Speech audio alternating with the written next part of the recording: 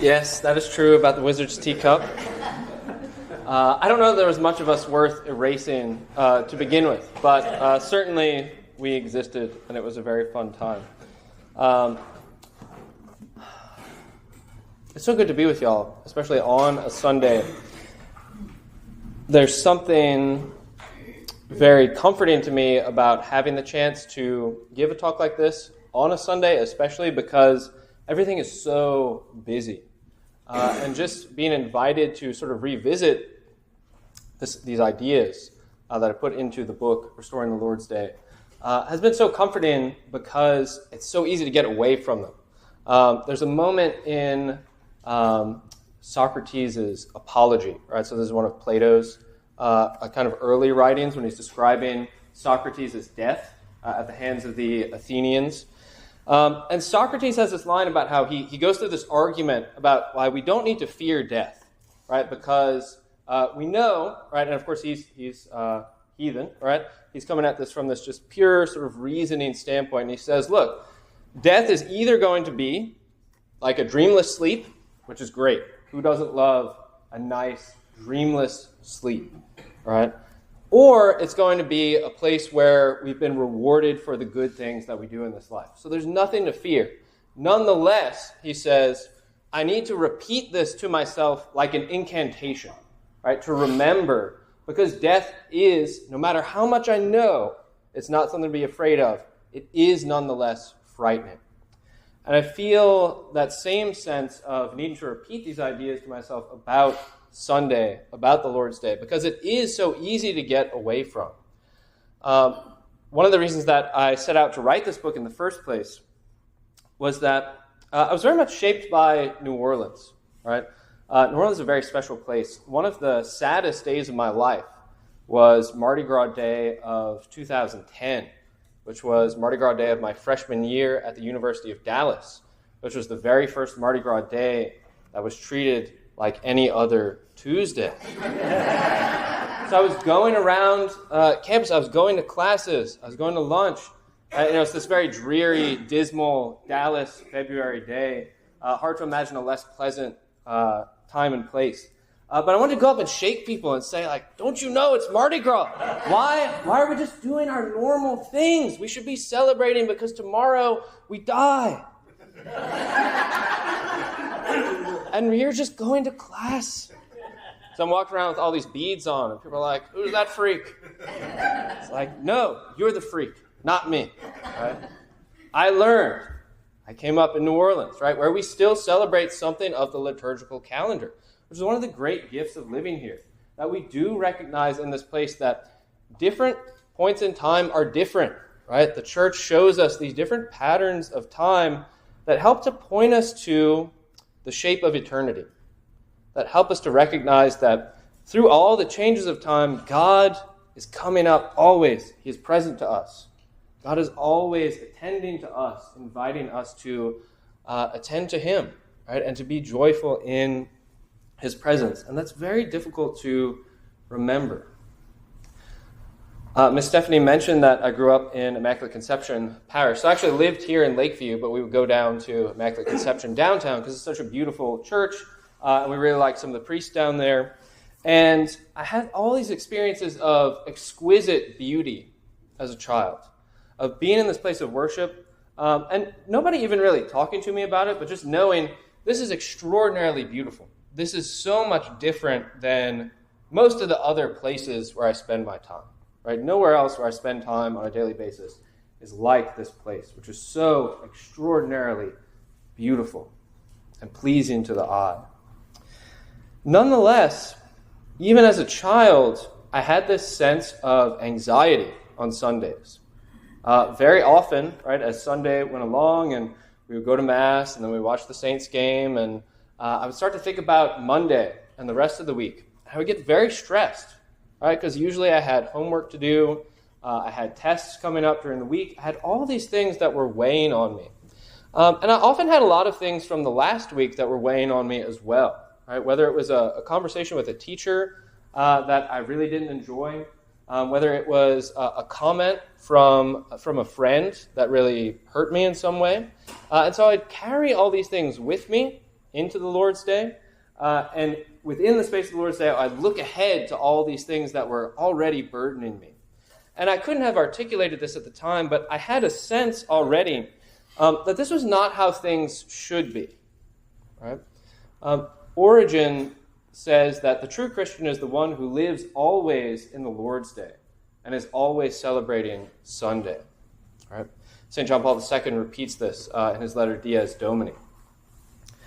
And yet, this was not my experience. My experience rather was that instead of Sunday sort of shaping me and then extending itself into the rest of the week, I was rather letting all the rest of time intrude on Sunday. Right?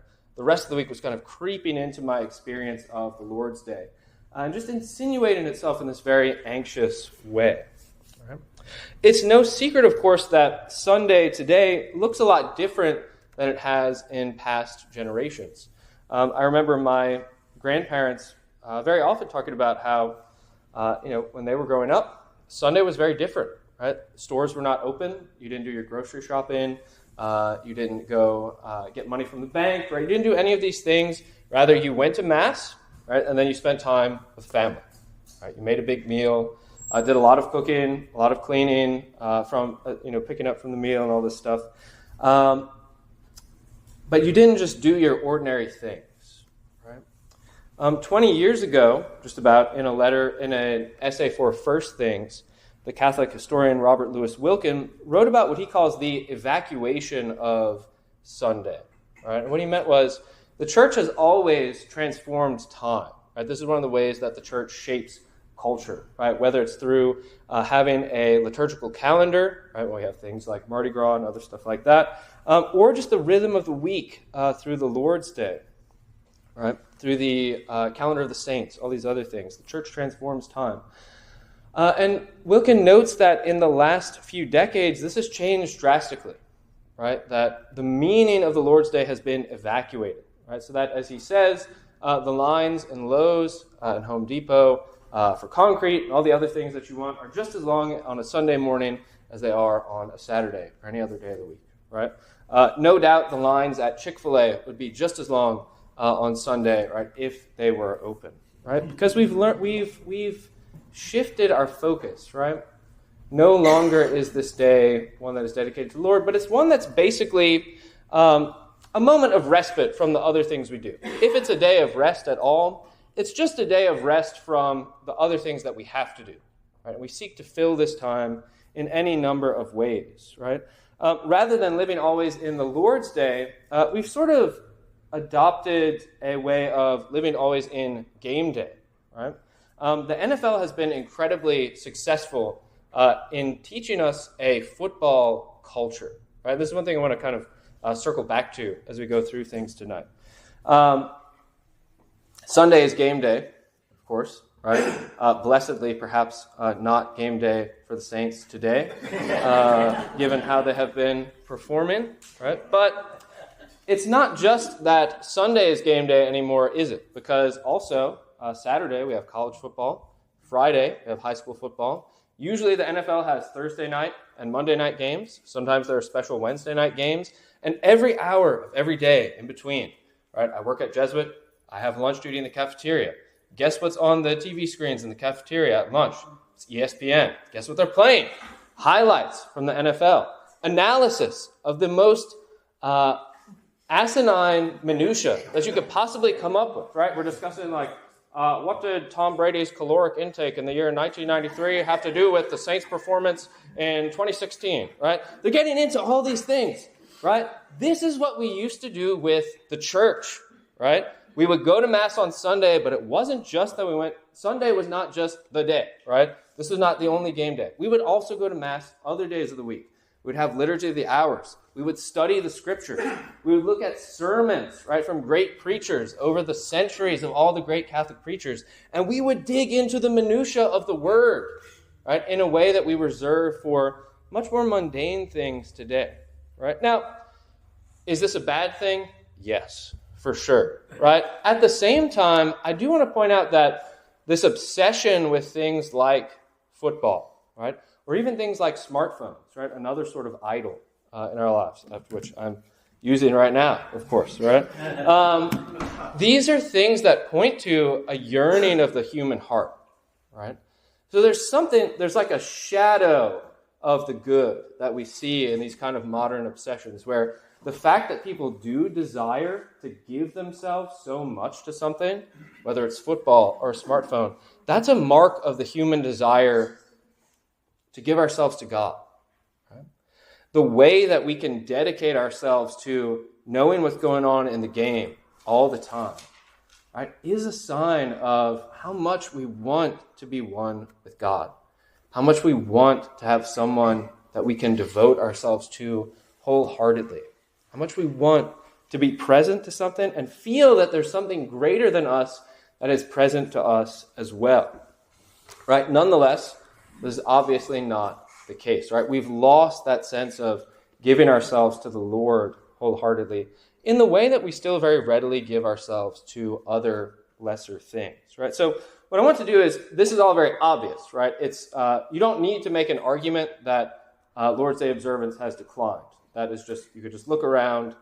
It is the case, 100%. And you can quote all sorts of data about it. We don't need to. It is manifestly obvious. The question becomes, and I think it's become so plain, right? This is just the way we do things now, right? So why even talk about it? Sunday is just different, right? It's not going to be the same. It's worth then inquiring if this change has happened, right? And if observance of the Lord's Day has changed dramatically in previous decades. Why is that? Okay.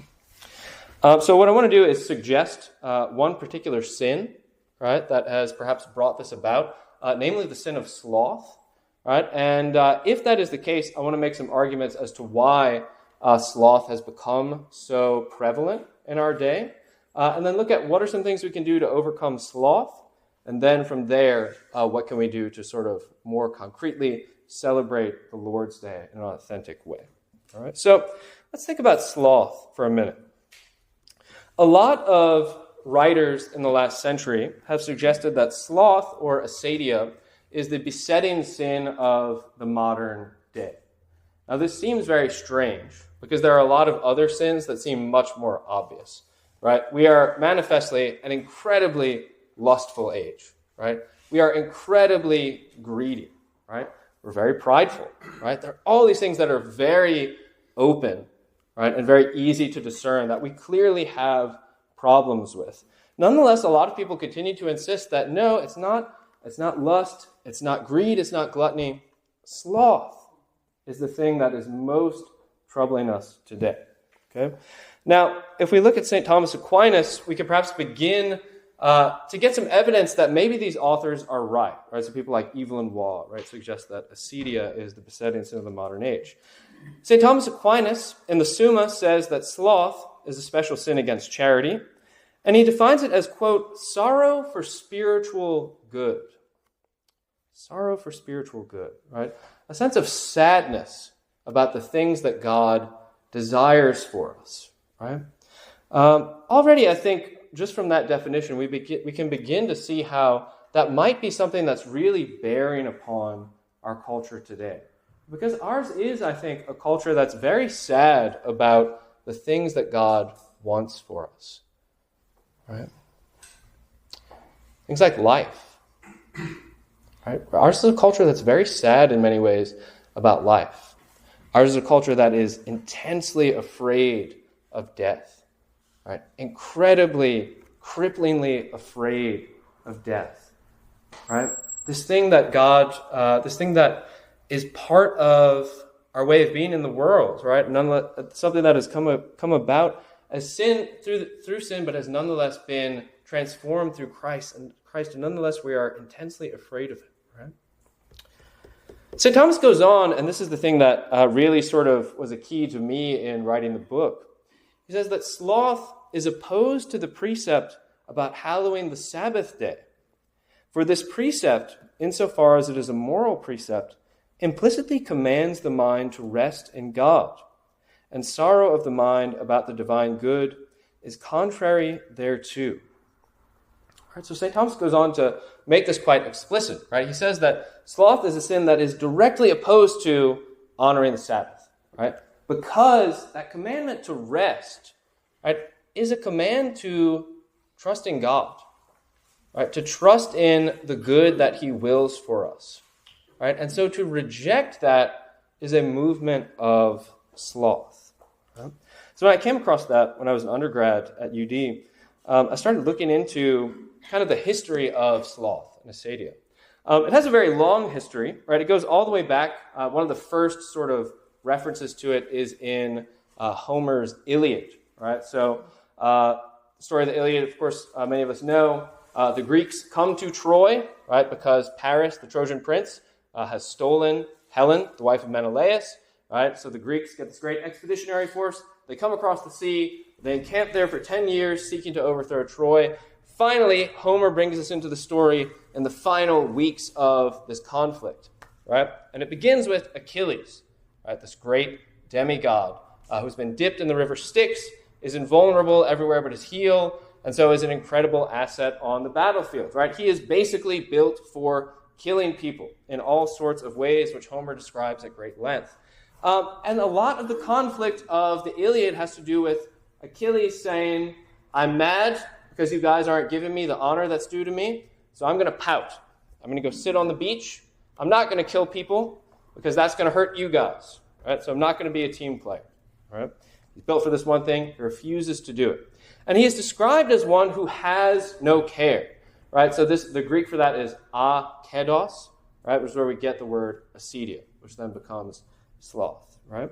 Later, in the explicitly Christian tradition, St. John Cassian spends a lot of time describing the kind of listlessness that afflicts desert monks, right? So this is what he calls acedia, or sloth, right? So he says that it's very common in these monks who live in the desert, right, that just around noon, right, they get very weary.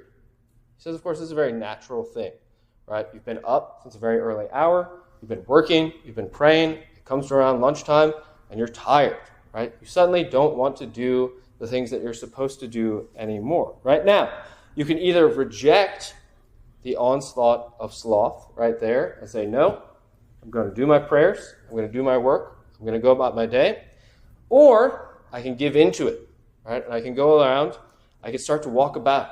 I can do things like go find my friends and say, hey, Jim, you want to just talk for like 30 minutes instead of, planting these potatoes or whatever else we might have had to do?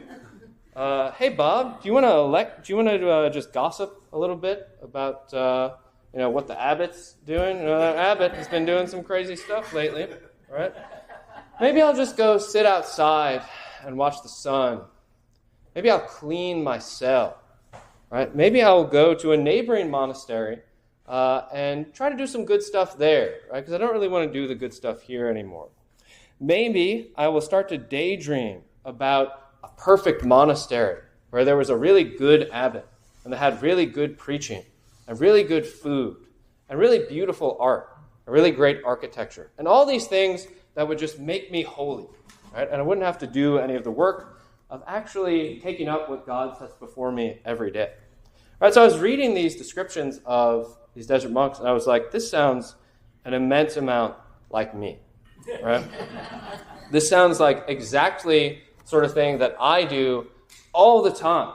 Right? When I'm like, I have an essay due, I think I'll clean. Right? This apartment is going to be really clean. This is going to be the cleanest apartment that has ever existed at the university. Right? Or today, right? Maybe a kid wants to play, right? Papa, come, let's do Legos. I'm like, I'd really rather just scroll around on my phone for a little bit. That sounds a lot better to me because I don't want to get on the floor and all these sorts of things. I don't want to step on the Legos. This is just too much, right? So sloth, right, is this affliction that starts as maybe just a kind of physical tiredness, right?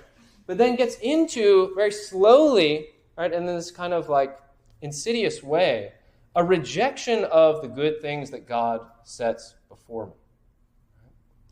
Or I don't want to do the tasks that are part of just my day-to-day work because it seems boring. Right? I would rather do great things. I'd rather do important things. I don't want to do the just normal stuff that is manifestly part of God's will for me, right? I become sad about God's providence. Right? And this is a place where many, many people find themselves. I think both outside the church, certainly, there's a lot of sadness about doing the things that God wants for us. But this is also very much something that happens within the church too. Right? That very often it's easy to say, if I just had a good pastor, if I just had the right, whatever thing you can pick, right, then things would be good, right?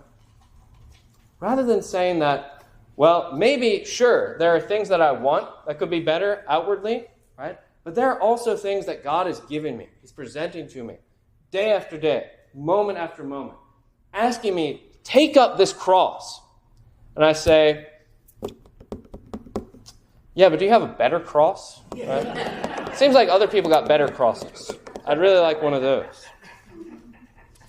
Now, I think sloth, we're going to get a little bit more into what's kind of the mechanism by which sloth kind of gets at us today in particular. But I want to look first at a couple of examples from Scripture of how we overcome sloth. Right? So I want to start by looking at Jacob in the Old Testament and then Jesus in the New Testament. Right? So we all recall Jacob, of course. Right? There's this great moment when Jacob goes to sleep one night, right? He lays his head on a rock, right? And he famously has this dream, right? Where he sees this ladder, right? There are angels ascending and descending. And when he wakes up, he says this really extraordinary thing that I think is really important for overcoming sloth, right? He says, truly the Lord is in this place, and I knew it not. This is nothing but the house of God, right? That's, of course, something that we can all say at any time. Right? Wherever we are, truly the Lord is in this place. Right? So often, I'm not aware of that. Right? I don't allow myself to be aware of how God is presenting himself to me in the moment. Right? I think, no, like this place is too secular, this place is too whatever, right? God's not here. Whereas he is here, right? Truly the Lord is in this place, I knew it not. Now, what happens to Jacob after that is extraordinary, because he goes on to the land of the Kedemites. Right? This is where he ultimately meets his wife, Rachel. He comes to a well in the middle of the country. This is a well where many shepherds gather in the heat of the day, around noon, right, the time when the noonday devil, Asadia, comes over people. And typically these shepherds have to work together to move this stone off of this well so that everyone can drink. Jacob is there. He sees Rachel approaching with her father's flocks. And he's so moved by her beauty, so moved by the love of her, that he takes a stone by himself, right, and moves it, right? So he's no longer in this move that's kind of counter to sloth, right? At this moment when so many people are so weary, right, with the noonday heat, he, moved by love, right, does the superhuman feat of strength, moves the stone, right, waters his cousin Rachel's flocks, right, and goes on, right, into the land of his uncle, right? Where, of course, he contracts to marry Rachel, his beloved. We know what happens. There's the classic night of the wedding, wife switch, right? He ends up marrying Leah and then has to do 7 more years of labor in order to marry Rachel too. But what happens during that time is really extraordinary and is this kind of image of what it looks like when we reject the motions of sloth in our hearts, right? Because what does Jacob do? He, of course, has many children, right? By his wives, as well as by their maidservants, right? We could get into the ethics of that, but it's a different thing. But he also is incredibly successful in raising flocks, right? In doing the work that is given to him. So he becomes this kind of new Adam, right? So he puts in these 7-year periods of labor, very much like the 7-day creation story, and he sees the superabundance of his work, right? The kind of abundance that is meant to be Adam's in the beginning, right? So there's this new creation that's happening when Jacob recognizes the Lord is here, right? And I'm going to do everything in service of him, right? Jacob, of course, not a perfect figure, right? But still has this incredible success, right? Out of love, which rejects the movement of sloth, right? Now, we see this even more clearly in the person of Jesus, right? So at Jacob's well, right, in John chapter 4, Jesus has a similar kind of experience. He comes to this well. It's around noon, we're told. Once again, the hour of sloth. And it would be very easy for Jesus just to be tired, right, in this moment. And of course he is, right? He's been walking through the heat of the morning. We know his disciples have gone to get refreshment for him. He's sitting there at this well, and presumably the last thing that he wants to do is have this very difficult conversation with this woman who's bearing immense burdens. Right? This woman who comes to Jesus, like so many of the people in our lives, right? Whether it's colleagues, children, grandchildren, right? The people who bring to us their own burdens, and who so often we just feel a little too tired to engage with, right? We just feel like we don't have quite the spiritual resources to help deal with those burdens, right? And yet we know that Jesus does engage with this woman. Right? He sees in this woman a moment of engagement with the cross, I think. Right? That in this woman he sees, here is one of the lost sheep that I was sent out for. Right? Here is one of the people for whom I'm going to hang on the cross. Right? And I'm going to take up the cross right now and engage with her and free her. Right? Overcome the temptations of sloth, which would have me just reject this. Say, no, Father, I don't want to do this work right now. I want to sit here. I want to wait for someone to come refresh me. But rather he engages her, and we know what happens, right? This is transformative for her and for her people, right? It's transformative too for the apostles who learn that, right? Here we get this deeper glimpse into Jesus' relationship with the Father, right? When they come back and say, hey, we've got the food. He says, don't worry about it. I have food of which you know not, right? To do the will of the Father.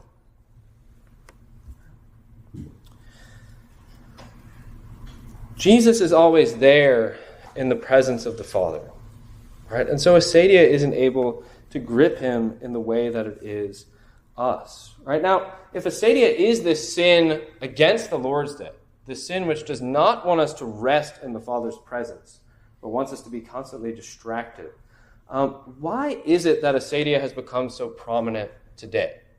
Right? This is one of the things that the book spends a lot of time on, is trying to figure out what are some of the different things about our culture in particular that don't want us to rest in the Lord's presence, right? And St. Augustine is a really key figure in, I think, understanding this, right? So in St. Augustine's Confessions, right, book 11, I think it is, he talks about time, right? And he says that time is nothing other than a distension of the mind. He says time is the experience of being drawn apart between the past and the future, right? This experience of not being able to rest in the present because I'm thinking about what happened last week, and I'm remembering what happened last week. I'm anticipating what's going to happen next week. And what is the result of this but, he says, anxiety? Right? Again, thinking back to my own experience as a child, right, of that Sunday anxiety, those Sunday scaries, right, that we hear so much about, right, where I'm worried about what somebody said to me last week that's really bothering me. I'm stressed out about this thing that I have coming up next week, right? And sometimes these things are very burdensome, right? A lot of times it's not just a test or an essay, right? A lot of times it is a medical result I'm very stressed about. A lot of times it is a bill that is very big, right? And could be a really, really big burden for my family. A lot of times it's a conversation that is going to have ramifications for the rest of my life, right? But Augustine's point is really key in that he says, look, if we're made to be present to God forever, right? Because that's what heaven is, eternal presence to God. If we can't be present to him for any amount of time in this life, how are we going to be ready for heaven? Right? If we spend all of our lives stretched out between the past and the future and are never present to the God who is meeting us here and now, right? What are we going to do? How are we going to be ready for eternity? Right? And acedia, right, loves this. Acedia loves for us to be stretched out in that way. And there's so many things about life today that help to exacerbate this, right? That help to get us out of God's rhythms in the world, right? Because, of course, time is not a bad thing, right? God creates time. He creates us as creatures who have memory and anticipation, as creatures who exist in time, right?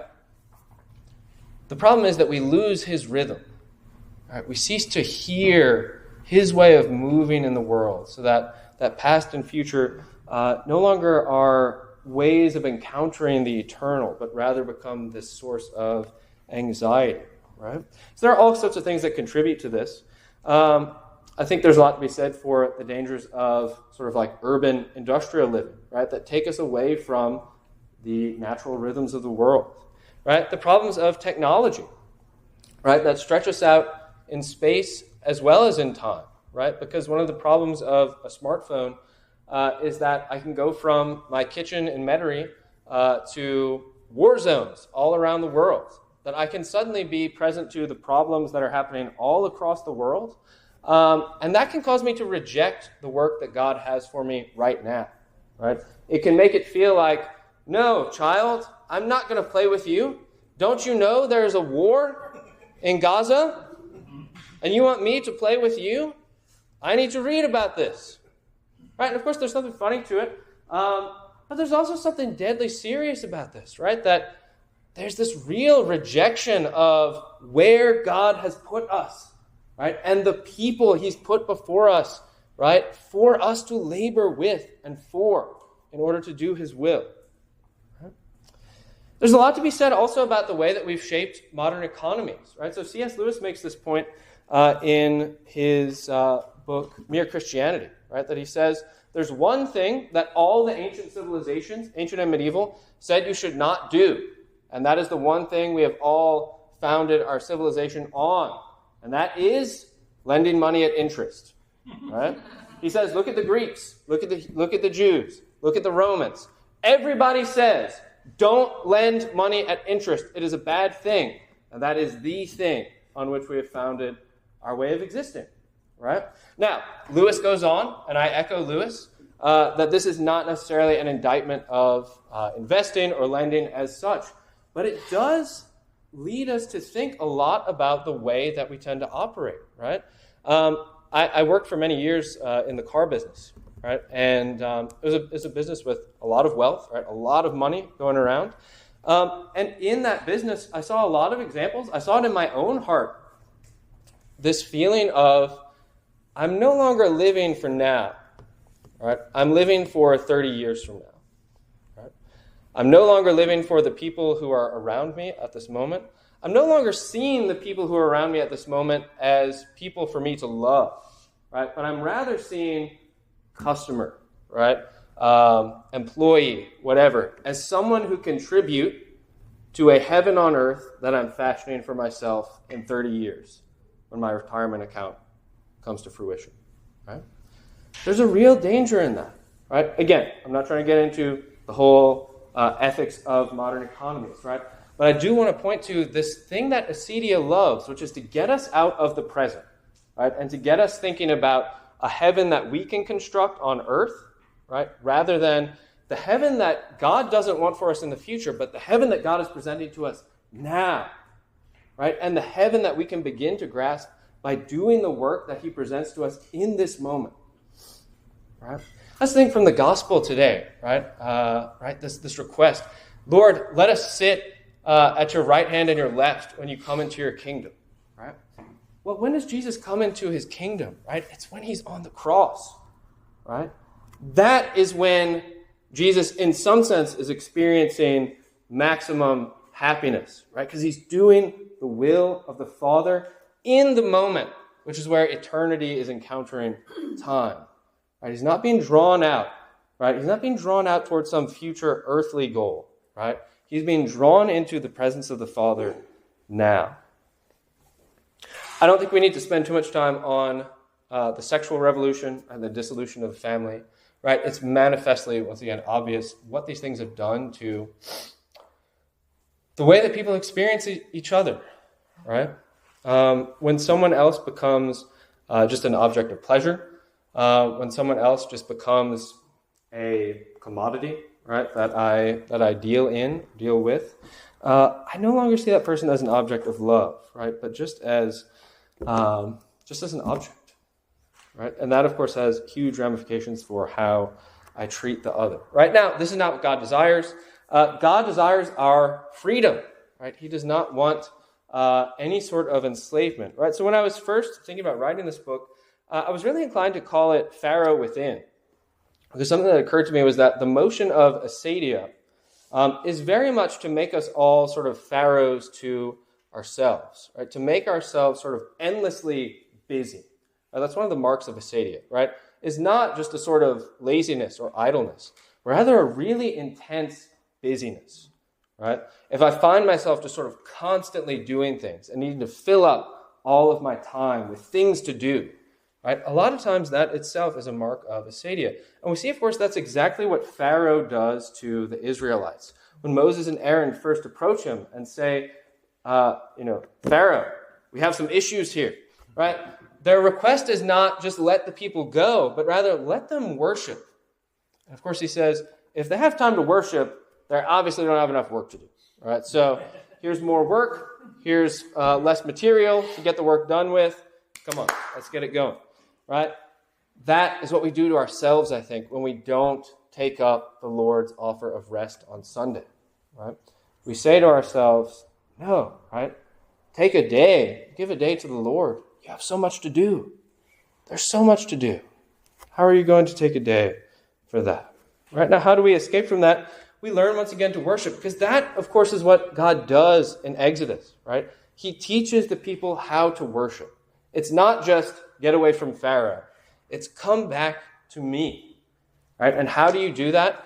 This is why, a lot of the books after Exodus get so boring, because a lot of it is just these instructions for this is how you build this implement of worship, and this is how you build this tent, and this is how you build this thing, right? All these very detailed things about how you worship me, how you come to freedom, because that's where freedom exists, right? So how do we do it in our day? I think many of us know, of course, right? The liturgy. Coming back to the liturgy, right? And celebrating the liturgy in a way that is fitting, right? The liturgy transforms space, right? Through all these things like architecture, painting, sculpture, stained glass. It has a way of directing our attention once again to the things that matter, right? Directing our attention to the Eucharist, to Christ crucified, and so on. Right? The liturgy transforms time through sacred music, right? Teaching us again to hear God's rhythms. All right? We learn to live always in the Lord's Day also by doing things like playing, right? Just having fun, right? Because the Lord is in some sense always coming out to greet us in play, right? So children are really great at just approaching you and saying, hey, let's play, right? And you could be, you could be my dad, you could be my mom, you could be some random person on the street. Hey, do you want to play, right? Kids are great at this. They have this wonderful sense of, I want to have fun, right? And that's a good thing, right? It's very easy to lose the sense of fun. Often, though, our sort of sense of fun, I think for adults, gets a little bit twisted, right? We start to try to have fun in the wrong ways, right? And we start to sort of waste ourselves on the wrong things, right? So waste, or like lavishing of our substance, is how we see what we really value, right? So I love to fish and hunt, right? For the most part, it is a complete waste of time, in the sense that I am not getting ahead in any sort of utilitarian means by going out and catching a few bass, or even if I go out and catch 25, I think they've lowered it to 15 now, speckled trout, right? I'm not getting ahead financially, right, than what I could have done by just going to Schaefer's and buying 15 speckled trout. I'd be much better off to do that. But I go fishing because it's fun, and I like it, and I like being in nature, right? And I like catching the things myself, right? But it is a waste, and it shows me what I value, right? If I'm willing to take the time and the energy and the money that it requires to go out to the marsh and get those 15 speckled trout, it tells me a lot about where my heart is, right? Just as it's worth pondering how many hours, how many dollars, etc., do we spend on the NFL or whatever else it might be, right, compared to other things. Ours is a culture that's lost a lot in the way of silence, too, right? Don't need to say too much about this. It's fairly manifest, right, that we're surrounded by noise. It's very hard to hear God anymore because there is so much noise, right? With this goes a need for solitude, for having time when we can be alone. Kierkegaard makes a great point that It's kind of a judgment on our age that we really only use solitude as a punishment, right? Go to your room, right? Get out of the class. Go be by yourself, right? Rather than what Jesus invites us to do, go into your room, right? And be alone and pray to your Father in secret. We have very little sense of that anymore. The family, of course, also, right, is a key to this restoration of the Lord's Day, because the family is the fundamental school of holiness, right? The place where we learn that we are not just for ourselves, but we are one with others around us, right? The family teaches us to do the good, to know the true, and to love the beautiful, and allows us in our own persons to be images of the Trinity. Last couple things. We're almost done. Thank you for bearing with me. One of the things that people always ask when they find out that you're writing a book about the Lord's Day is, all right, so what am I allowed to do on Sunday or not do? Which is a great question. One that, of course, does not have a pat answer. But there's a moment there are many moments in the gospel, of course, that help us with this. But one that I found particularly moving is John 5, verse 17. All right, so Jesus has done one of his Sabbath healings, right? And people are upset. So why did you do this? It's the Sabbath. You're not supposed to do stuff. And he says, my Father is at work until now, so I am at work.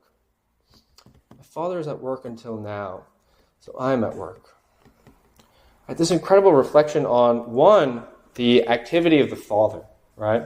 Who, we know, of course, that he brings his work to an end on the seventh day of creation, and then we're told that he rests. Right? But we know also from St. Thomas that his activity does not end there, right? Because if God ever stopped creating the world, right, it would not exist anymore, right? So there's this ongoing activity of the Father that's keeping things in being. But what else does the Father do, right? He engages with that creation, right? He sends his Son to redeem it. He sends his Son to heal, to reorder, and so on. And so I think this is a great guideline for us when we're thinking about anything that we do, but I think especially perhaps in considering how we use our time and resources on the Lord's Day, right? Namely, can we say with Jesus in whatever we're doing or not doing on Sunday, right, that I am working alongside the Father, right? In other words, whatever I'm doing, is it bringing new life? Is it creating? Is it ordering? Is it healing? Is it bringing sight to the blind? Is it proclaiming liberty to captives? Right? And if I can't say that, then perhaps it's worth thinking about a little more deeply what is going on. A few just practical guidelines, right? Suggestions. First, a few things not to do on Sunday. Right? So I think the most obvious one is, if it's at all possible, right, not to do our ordinary work on a Sunday. Right?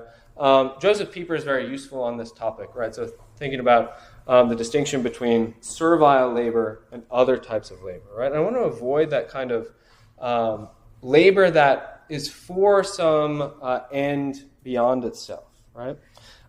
It's worth thinking about, too, Sunday not as a day just to catch up on chores, right? This is something that I really struggle with because things are so busy, right? So it's so easy for Sunday just to be the day where I'll say, like, all right, yes, I'll finally cut the grass and wash the car and, grade the papers and all these other things, right? But rather, I want to transform my time so that I make the effort to get those things done at other times so that the Lord's Day can be set apart, right? We also want to avoid, John Paul II talks about just working for the weekend. I think this is something that is very easy to get caught up in, just saying, all right, if I could just make it to Friday. This is something I felt very much as a child, once again, right? If I felt most at ease Friday afternoon at 3 o'clock, right? I was like, yes, right, I made it. No one can torment me until, Monday morning, right? This is not what we want, right? We want Sunday to be this moment of rejoicing that transforms the rest of the week. We don't want to worship sports, right? And we also don't want to worship technology, right? Obviously, again, I'm using it right now, but normally on Sundays, I just turn off my phone, right? So I don't have that distraction, right? Because I become so much more present to the people around me, right? Who God has willed to be present to me when I don't have this distraction. Lastly, right, this is the very end. This is the last slide. I will stop talking after this. Right, things to do, right, which many of you know already. In the Acts of the Apostles, St. Paul gives us this really great example of how we can use weekend culture to our benefit. Right, namely, very often on Saturday, he goes to synagogue, and then the next day, Sunday, he celebrates the Eucharist. Right, that's a great pattern for us. Right, to take Saturday as a day of preparing for Sunday. Right, not Saturday as just like, let me have all my fun, right? This is a great day to just not worry about stuff and do whatever I feel like. But rather, this is a day when I can take care of those things, like cutting the grass and grading the papers and everything else that I kind of save for Sunday a lot of times. It's also a day when I can study the Scriptures and prepare my heart and my mind for what is coming the next day, right?